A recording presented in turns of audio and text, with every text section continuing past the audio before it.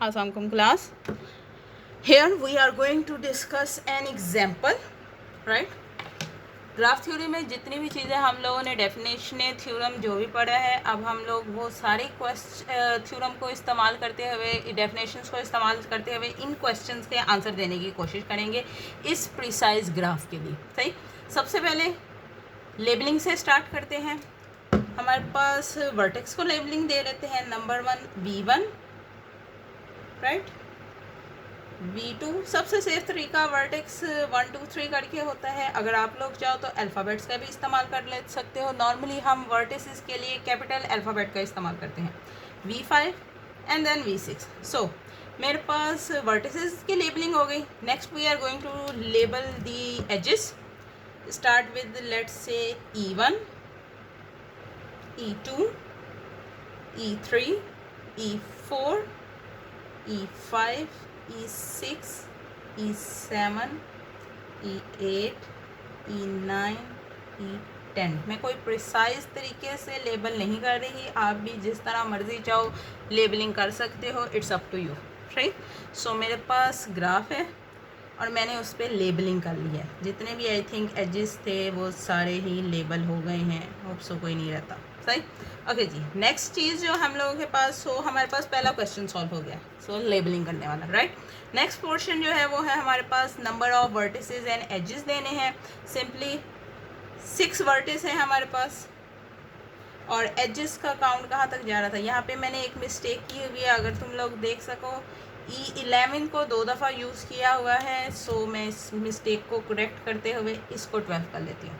सही, चेक कर लेते हैं कोई गलती ना की हो। 1 2 3 4 5 6 7 8 9 10 11 12। सो वो have 12 edges, right. Okay ji.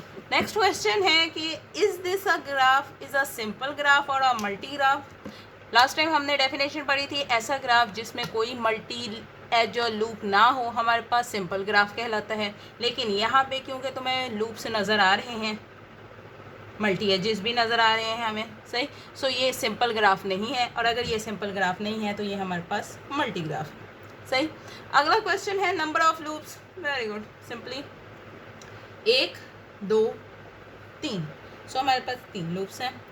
Okay जी। Number of multi edges set, यहाँ पे सेट मांगे गए हुए हैं। इसका मतलब कि जो एजेस पेयर की शक्ल में हैं वो एक कंसीडर होंगे। फॉर एग्जांपल यहाँ E3 और E4 के एंड पॉइंट सेम है, तो ये हमारे पास आ गया एक सेट।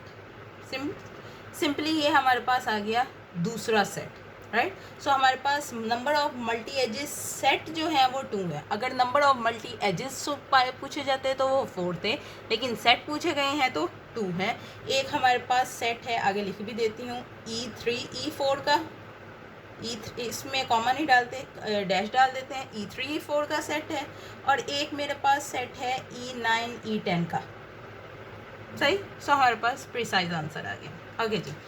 नेक्स्ट चीज़ क्वेश्चन है नेबर्स ऑफ V4। सही, हमने कहा था वर्टिसेस एडजेसेंट की जब डेफिनेशन पढ़ी थी तो कहा था 2 वर्टिसेस आपस में एडजेसेंट या नेबर तब होते हैं जब उनके दरमियान कोई एज मौजूद हो। सही। सो सबसे पहले मैंने ये चेक करना है कि V4 के पास कौन कौन से एजेस हैं, राइट।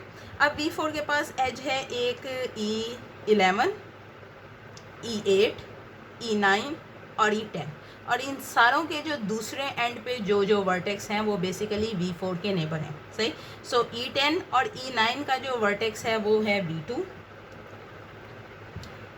E11 का वर्टेक्स है V5 और E8 का वर्टेक्स है V3। सो ये सारे वर्टिसेस जो हैं वो एडजेसेंट टू V4 हैं या V4 के नेबर्स हैं, राइट। ओके जी। नेक्स्ट क्वेश्चन है set of vertexes dash are adjacent. अब हमने वो सेट देने हैं जो आपस में एडजेसेंट। सही। सिंपल सेट बनाए। V1 जो है किसके साथ सेट बना रहे हैं, सिंपली V2 के साथ। E3 E4 के लिए V2 के साथ में सेट बना रहा है। V1 जो है वो V3 के साथ सेट बना रहा है E6 की वजह से। सही। V1 जो है वो V5 के साथ सेट बना रहा है सिंपली E5 की वजह से। सही। क्या V1 और V4 के दरमियान आपस में कोई लिंक है, डायरेक्ट एज है? नो। सो V1 के अभी तक 3 ही सेट हैं। तो V2 चेक कर लेते हैं। V2 का एक 1 के साथ है, हो गया। 4 के साथ है, लिख लेते हैं V2 V4 हो गया, सही। V2 का V3 के साथ कोई लिंक नहीं है, ना 5 के साथ, ना 6 के साथ, सो एंड। 3 का 1 के साथ है, लिखा गया हुआ है। 3 का 5 के साथ है, लिख लेते हैं V3 V5। 3 का 4 के साथ है, V3 V4, सही। ओके जी, V4 का जो है 2 के साथ है, लिखा गया हुआ है। 3 के साथ है, लिखा गया हुआ है। 5 के साथ लिख लेते हैं V4 V5। क्या V5 का बेसिकली 3 के साथ था, 3, 1 और 4 सारे ही ऑलरेडी मेंशन कर दिए हुए हैं, सो इसलिए ये हमारे पास सेट का काउंट बन रहा है, सही। सो चेक केयरफुली, सेट है, रिपीटेशन अलाउ नहीं है, पहली बात तो ये सही है। सो केयरफुली चेक करके तुम लोगों ने सेट बनाना है। ओके जी, नंबर ऑफ एजेस जो इंसिडेंट हों वर्टेक्स V3 पे। इंसिडेंट हम लोगों ने कहा था कोई भी वर्टेक्स एज के साथ इंसिडेंट तब होगा जब वो उसका एंड पॉइंट होगा, सही। सो अब मैंने ये चेक करना है कि V3 किन किन एजेस का एंड पॉइंट है, उन सारों के काउंट लिखना है फिलहाल। बेसिकली मैंने साइड पे अभी पहले वो लिख लेते हैं। V3 के कौन कौन से एजेस निकल रहे हैं। एक निकल रहा है E6, एक निकल रहा है E7, एक निकल रहा है A8। 3 एजेस उससे निकल रहे हैं, 3।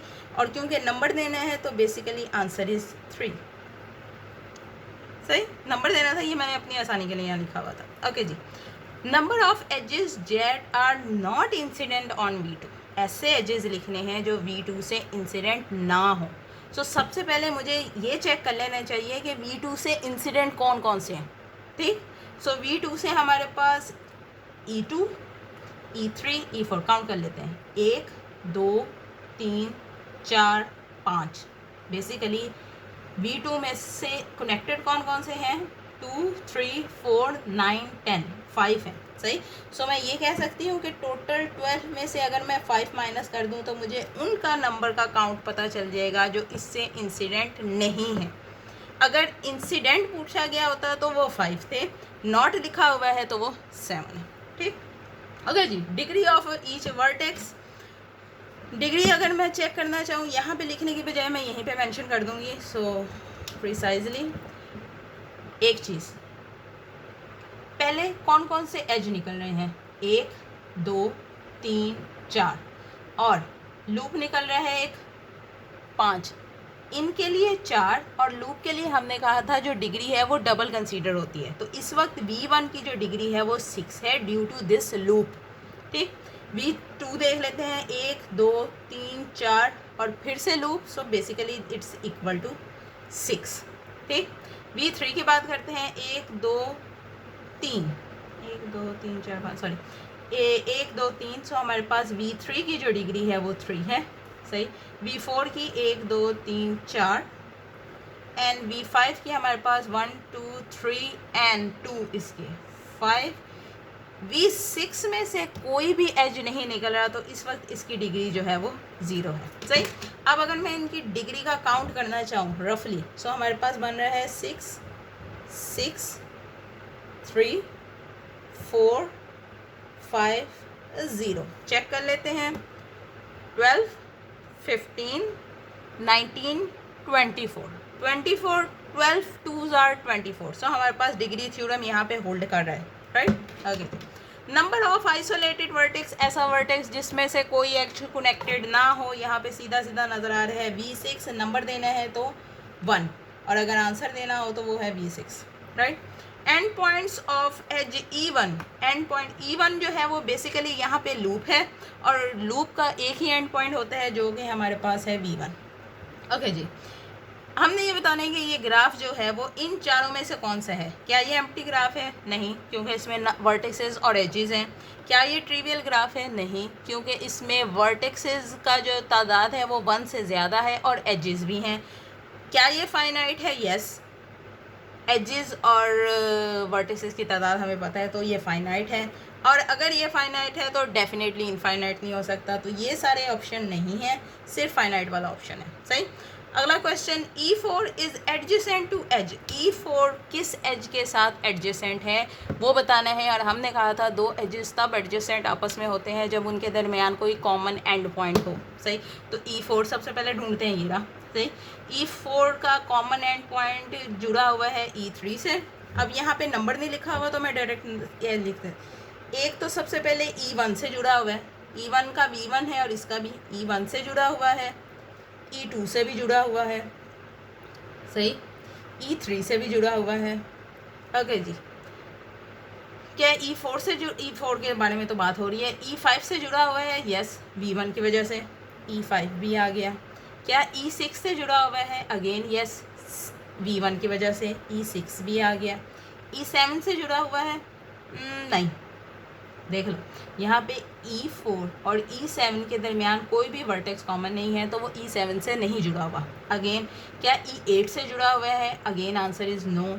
क्या 9 से जुड़ा हुआ है, यस, बिकॉज ऑफ V2। सही, सो E9 आ गया। क्योंकि E9 और 10 मल्टी वेरिएबल है तो जाहिर सी बात है, मल्टी एज है तो ये भी आ जाएगा, 10 भी आ गया। E11 से भी नहीं जुड़ा हुआ और E12 से भी नहीं जुड़ा हुआ। वाओ, E4 जो है हमारे पास इस वक्त 1 2 3 4 5 6 7 एजेस के साथ एडजेसेंट है। वाह, it's a very good count. Okay जी, लास्ट क्वेश्चन है हमारे पास, does 4 7 2 are adjacent to itself. यहाँ पे एक गलती हुई है। बेसिकली मैंने लेबलिंग से पहले ये क्वेश्चन लिख दिया हुआ था। बेसिकली यहाँ ये लिखना था, मैं इसे करेक्ट कर देती हूँ। V4 V7 और V2 are adjacent to itself. What इसके बारे में कहना था, एच के बारे में, एडजेसेंट टू इट सेल्फ। एक मिनट जी, क्या V4 V7 और V2 are adjacent to itself. Adjacent to itself हमने कहा था तब होते हैं जब कोई वर्टेक्स जो होता है किसी लूप का एंड पॉइंट हो तो वो एडजेसेंट टू इट सेल्फ होता है। सही, क्या V4 किसी लूप के साथ कोई अटैच है, answer is no. So V4 जो है वो एडजेसेंट टू इट सेल्फ नहीं है। V7 के साथ, क्योंकि V7 ही नहीं है हमारे पास, 6 तक की वर्टेक्स है तो ये वाला ऑलरेडी बाहर निकल जाता है। सही, क्या V2 एडजेसेंट टू इटसेल्फ है, यस, क्योंकि उसके साथ लूप जुड़ा हुआ है E2, सो V2 जो है वो एडजेसेंट टू इटसेल्फ है।